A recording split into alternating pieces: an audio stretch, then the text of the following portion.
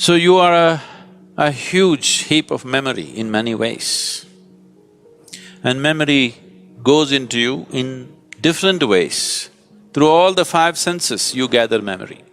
What you see, what you hear, what you smell, what you taste, what you touch.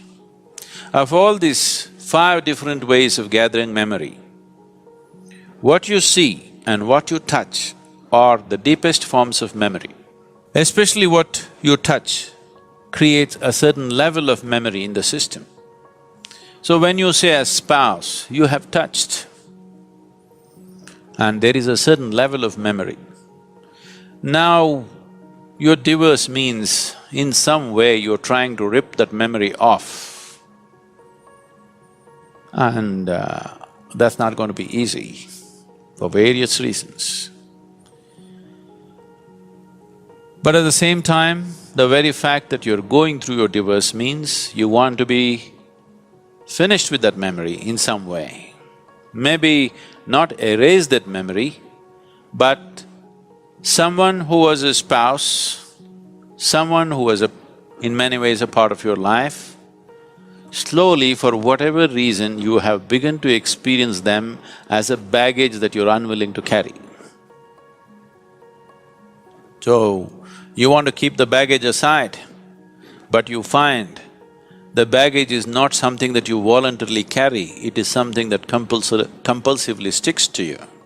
So when whatever sticks to you compulsively, if you try to rip it off, there will be pain. See if you can get rid of your mother from your system. You will see it's impossible. So similarly, memory has built up about your spouse, you can't just get rid of it just like that. If you do it, even mentally, psychologically, if you're equipped to do it, you will still see the whole system will go through a certain level of suffering invariably. Even if emotionally, psychologically you're in a balanced state that you can deal with it, the system will go through a certain process. You will see that especially when you are taken away from your spouse, either through divorce or death, you will see the memory within your system plays up much more strongly when they're not here. Particularly when death happens, you will see the memory of your spouse works in every cell in your body, if you have lived long enough together. It is not just an emotional and psychological process, it is a very physical process. So divorce is a voluntary death.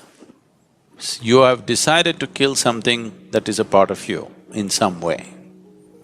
It is because of this reason that having this understanding of the existence and the way the system functions, that they always told you, till death do you apart, you will not part. Because there is a physical memory about this, and the body doesn't have the balance of the mind. The mind can decide and turn around, but the body cannot turn around. The more memory you build into it, the more confused it becomes. So one type of memory, body handles it much better.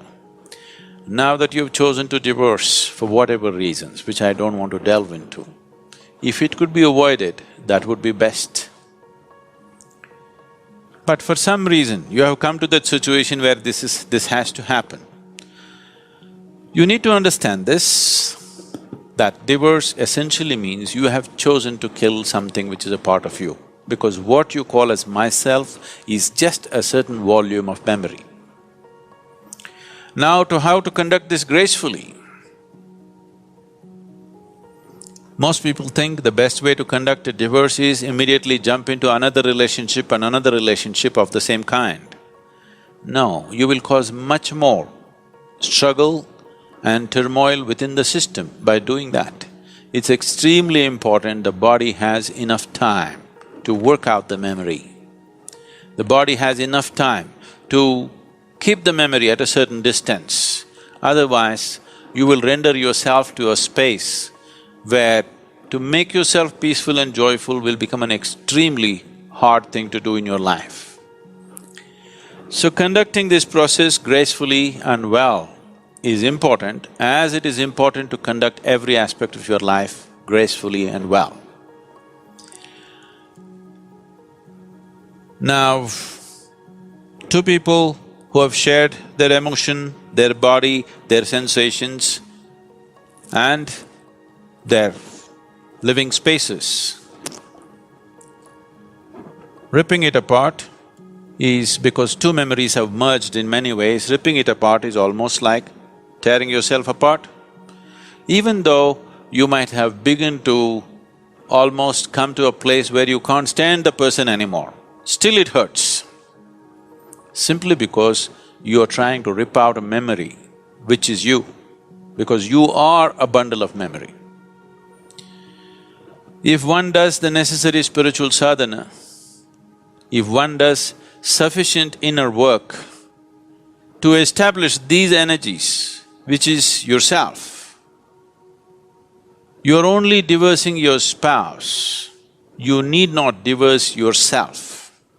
But you need to understand this, you have already divorced yourself, you're quite divorced from your own self. Your existence has been nurtured by making a bond, a partnership or a bondage, depending upon how you conducted this, to make yourself feel whole in some way.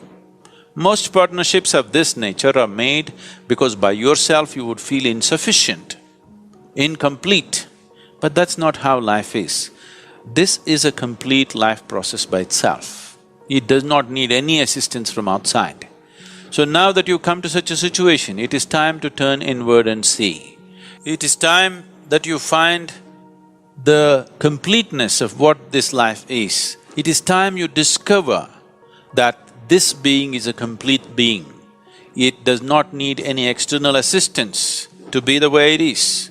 To conduct our life in a society, we are interdependent, but the fundamental existence of this, the balance of what this is, the space of what this is, the possibility of what this is a complete process by itself.